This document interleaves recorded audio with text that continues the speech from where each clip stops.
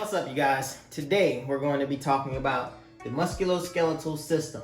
And what that is, it's all the muscles and bones in your body that help you move. So whether you're playing sports, lifting weights, or just being active in general, you're going to use your musculoskeletal system. So starting off with your skeleton, you have your axial skeleton, which is your skull, all of your vertebrae, and your ribs. So any other bone in your body that's not your skull, one of your vertebrae, or your ribs falls into your appendicular skeleton. So that's all the bones that make up the shoulder, the arms, the legs, the fingers, and the toes. So that big bone in the arm, your humerus, or that big bone in your leg, your femur, it falls into your appendicular skeleton. Now, when you're looking at the body and the way that things interact and connect to each other, you need to remember that all of your bones are connected through ligaments. I know there's this big thing where people get ligaments and tendons mixed up all the time. Just remember, your ligaments are going to connect your bones to your bones. Going down to the muscles, I'm going to talk about some of the bigger muscles in your body that you like to work when you go to the gym. So I'm going to do some bench press and really target the pecs, or some curls, really get this bicep, or extensions and hit the triceps in the back of the arm. Or you have leg curls where you're working the hamstrings, or leg extensions where you're getting the quads. There's a lot of big muscles in the body, and within these big groups like I just named, there's a bunch of little muscles in between there, but remember some of the big ones like the pecs, or the deltoids, or the quads. Now, earlier I was talking about how ligaments connect your bones to your bones. Well, so that you can move your body, your muscle has to connect to the bone too, or it just contracted, nothing would happen. So to connect your muscles to your bones, you're going to have a tendon. So what a tendon is it's going to be some connective tissue that attaches to one end of the muscle and then attaches to the bone, so that when you do contract, you get movement. Now, I know this is very, very broad, and we'll get more specific later on, but be familiar with this term. Your tendon is going to connect your muscle to your bone. Now, within your muscles, you're going to have two different types. You're going to have type 1 and type 2. Your type 1 are going to be your slow type muscle fibers, which are going to be for easy things like walking or jogging for a long duration of time.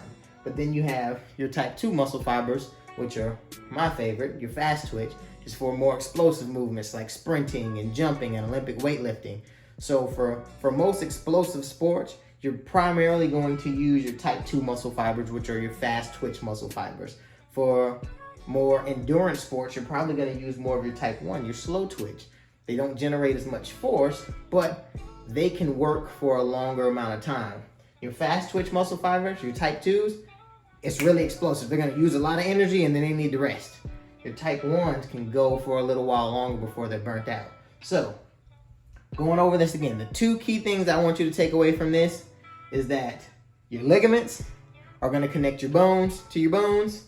Your tendons are going to connect your muscles to your bones. All right, I will see you next time. All right, moving on, we're going to go over some muscular movements. So, when your muscle moves, it's going to move in one of three ways. It's either going to be a concentric, an eccentric, or isometric movement. So what concentric movements are when you contract your muscle and it gets shorter. So when you are going to do a curl and you have that barbell in your hand and you do like this, you notice this muscle shortens, which makes the muscle look bigger because now you're bulking up that one long muscle and you're pulling it all together. So that is a concentric movement because it's shortening. The muscle is getting shorter. Or you can have an eccentric movement where the muscle gets longer. So if I'm coming down really slow from a pull-up and I'm coming down nice and slow, this muscle is getting longer because I'm controlling myself coming back down. So the muscle is getting longer. That is an eccentric movement. Or you can have an isometric movement where if I'm just holding onto the pull-up bar and I want to maintain this 90-degree angle on the bar, I'm just holding it. Now I'm still working the muscle, but it's not getting longer or shorter. It's staying right there. That's an isometric movement. Okay, a couple more terms for you to remember. Flexion, extension, abduction, and adduction. So what a flexion is, it's any pulling movement. So whether you're doing a pull-up or a curl, you're performing flexion. So with flexion, any pulling movement. So I'll take this curl and I'm gonna pull the weight in closer to me. Or I'm doing a pull-up and I'm gonna pull myself up closer to that bar. Then you have extensions, which are all of your pushing movements. So if you go down in a squat and it's time to come up, you're pushing yourself back up. Or you're bench pressing, you're gonna push the weight away from you. Those are gonna be your extensions. So flexions are your pulls, extensions are your pushes. Now you have abduction and adduction. Abduction is going to move away from the body.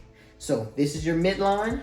So whenever you're moving away from your midline, you're performing abduction. Whenever you're bringing in something closer to your midline, you're performing adduction. So remember, flexion is all of your pulls, extensions, all of your pushes, abduction, moving away from the midline, adduction, moving towards the midline.